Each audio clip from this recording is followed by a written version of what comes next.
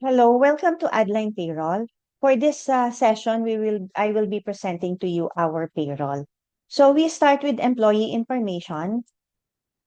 So here listed yung mga employees, all active and inactive employees. So let's choose si Bon Jovi as a sample. So here nakalista naman dito all the information, standard information from an employee. So we have yung birth date, and then yung date hired, date probee, date regular, and date resigned.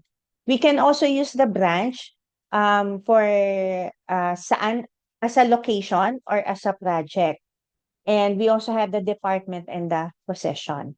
For the rate type, there's the daily rate or monthly rate niya. So we put in the monthly rate and the daily rate here. Okay. So there's also the SSS number, PhilHealth number, HMF number, and TIN number, ATM number. So we put here all the numbers, no? Kasi kasama siya sa reports later.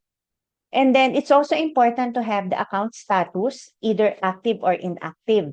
We use the inactive kapag, let's say, resigned na yung employee or temporarily not receiving the payroll. So kapag nag-process tayo ng payroll, only the active will be included in the computation. So we proceed now to process the payroll. So in this case, pwedeng kayong mag-batch processing or mag-upload na lang ng attendance kapag ka madaming employees. Okay, so let's look into this. So for example, ito, si Bon Jovi ulit. So we have here yung basic pay niya, 12 days siyang nag-work. And then yung regular overtime niya, let's say 23 hours, magko-compute siya. And then you have your late. So pwede rin itong ilagay dito, magma-minus siya dun sa pay. And then we have automatic deduction, yung SSS, PhilHealth, HDMF, and also the SSS loan. So this is the total deduction and this is the net pay. Okay. So we click on calculate and then save. And then pwede nyo na rin ma-view yung payslip niya dito. So you can check kung tama yung mga calculations. Then in order for you to compute automatic deduction yung mga SSS, kailangan ma-set up dito yung SSS loans ng employee. In this case, si Bon Jovi ulit, na-set up na natin yung SSS loan niya. So, ang loan amount is 25,000 for 24 months. So, ang monthly amortization niya is this one. Okay. Again, need to also tag if active or inactive. Kapag ka hindi na siya dapat dedakan, you have to tag it as inactive. So this is a sample report of his loans. So on this part is how much yung na-loan niya at saka yung balance na lang. And then on this part is yung mga deductions sa kanya per payday. So now we go to the payroll report.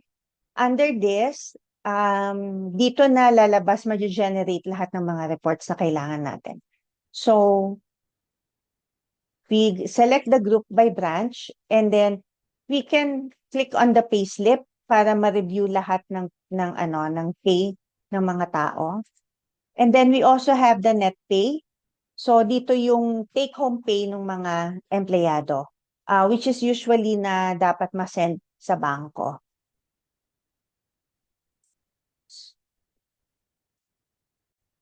And then we also have the other mandatory reports. So, andito na yung SSS, PhilHealth, HDMF, withholding tax, mga loans na schedule.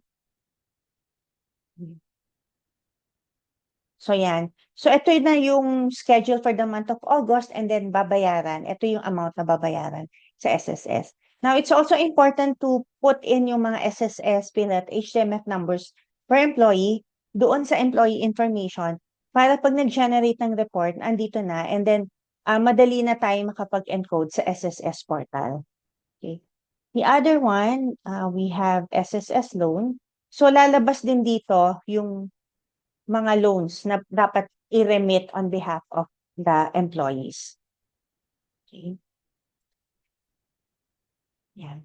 So we also have a security of all the users. So not all users will be able to access all of it. So we need to discuss your internal controls on how to process your payroll. And then lastly, we also have payslip that can be viewed online.